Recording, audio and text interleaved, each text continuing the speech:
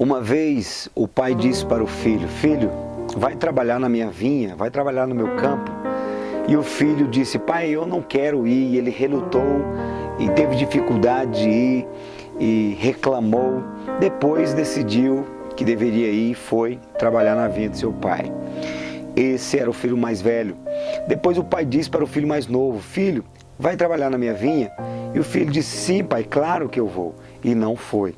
E Jesus, então, ele traz essa parábola para dizer para a gente que o que de fato obedeceu e fez a vontade do Pai foi aquele que, mesmo reclamando, foi lá e cumpriu a ordem do Pai, o pedido do Pai.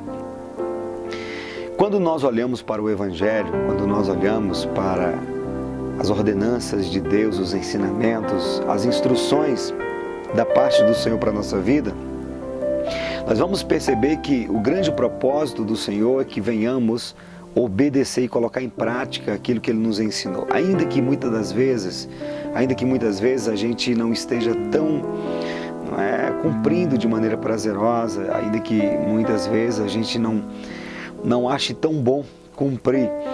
Quando Deus chama o povo ali do Egito para a nova terra, Canaã, a terra prometida, o povo começou a murmurar e quis voltar para o Egito.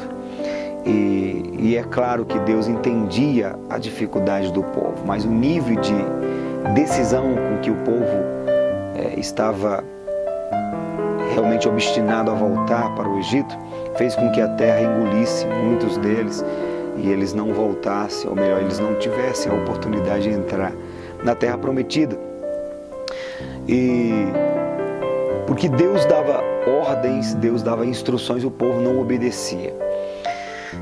Mas aqueles que mesmo com dificuldades, mesmo que lamentando a situação precária da existência deles ali em Israel, no meio do deserto, o povo que obedeceu a Deus, o povo que decidiu continuar firme, adorando ao Senhor, foi o povo que entrou na terra prometida. Quando nós olhamos para o rei Saul, quando Samuel vai dizer para ele que Deus havia levantado um outro rei, um outro homem segundo o seu coração, o rei Saul ficou preocupado com a coroa e pediu para que o profeta Samuel lhe honrasse diante do povo, porque ele estava preocupado com a sua reputação. E Samuel então exorta ele duramente, dizendo que ele desobedeceu a Deus e que é melhor obedecer do que sacrificar, porque o pecado da rebelião, da desobediência, é como o pecado de feitiçarias. A obediência a Deus, a obediência, cumprir a vontade de Deus, se esforçar para realmente fazer a vontade de Deus, é o que de fato vai salvar as nossas vidas no último dia. No capítulo 7 de Mateus, versículo 21 em diante, Jesus diz: nem todo o que me diz Senhor, Senhor entrará no reino dos céus, mas aquele que faz a vontade de meu Pai que está nos céus. Muitos me dirão naquele dia: Senhor, em teu nome não profetizamos, em teu nome não expulsamos demônios, e em teu nome não fizemos maravilhas. E Jesus diz: então lhes direi abertamente: nunca vos conheci, apartai-vos de mim, vós que praticais a iniquidade. Então, fazer a vontade do Senhor é, na verdade, o nosso maior ambiente de segurança. Por isso que na oração do Pai Nosso, Jesus vai nos ensinar a buscar o cumprimento da vontade de Deus na nossa vida.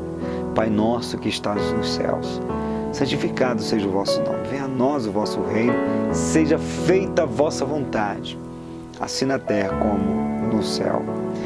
E como entender o que significa ser feito a vontade de Deus na nossa vida, tanto na terra como é feito no céu? Vamos aqui meditar um pouco no que acontece no céu.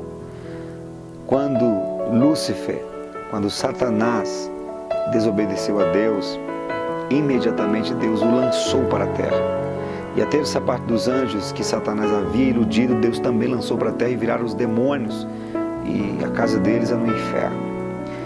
Então, quando a primeira criatura no céu desobedeceu, Deus imediatamente os lançou dos céus, tirou da presença dele para que nada viesse contaminar o céu.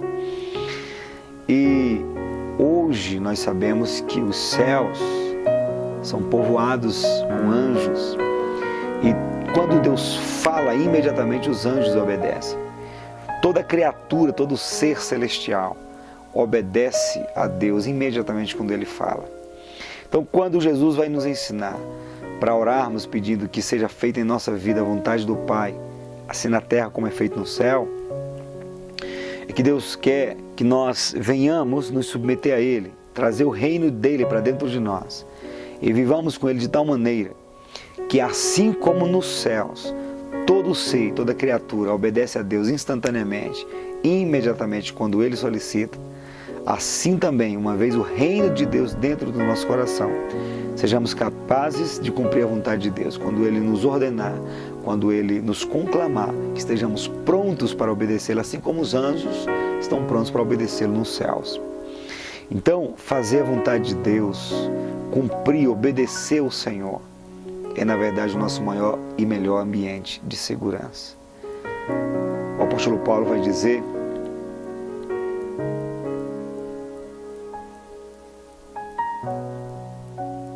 o autor aos Hebreus vai dizer que Jesus veio a ser a causa de eterna salvação para todos que lhe obedecem. Então, a obediência ao Senhor faz com que, de fato, de verdade, Jesus seja a causa da nossa salvação. Então, obediência ao Senhor, obediência à palavra de Deus. O avivamento que veio sobre o país de Gales veio porque uma turma de jovens começaram a clamar e buscar a Deus e declarar obediência radical ao Espírito Santo. Podemos aprender com esse povo, com essa história, podemos aprender com os personagens bíblicos que de fato e de verdade tiveram condições de amar a Deus e agradar o coração de Deus por meio da obediência. No século XXI, se faz vital que a gente entenda, tenha consciência de que a obediência é o nosso chamado para agradar o coração de Deus. Se a gente não tiver consciência, a gente não vai conseguir, porque o apelo para nos tirar, nos atrair para longe de Deus é muito forte em pleno século XXI. Precisamos muitas vezes servir a Deus não somente por prazer. Vai ter momentos em que você não vai sentir vontade de obedecer, de cumprir o propósito, a vontade de Deus. E aí tem que ir por obediência mesmo, porque no final das contas é isso que vai nos garantir a recepção do Senhor no céu, dizendo: vinde benditos de meu Pai, possuí por herança o reino que vos está preparado desde a fundação do mundo. Então vamos obedecer a Cristo Jesus, porque Ele nos conclamou a isso. Lucas 6,46 diz: por que me chamais Senhor, Senhor, e não fazem o que vos mando? Então, no final das contas, o que vai valer é obedecermos aos mandamentos do Senhor. Aquilo que o Senhor Jesus nos ensinou no seu Evangelho. Então, que Deus te abençoe com essa palavra e que ela seja a ferramenta de Deus para despertar você ao caminho da obediência.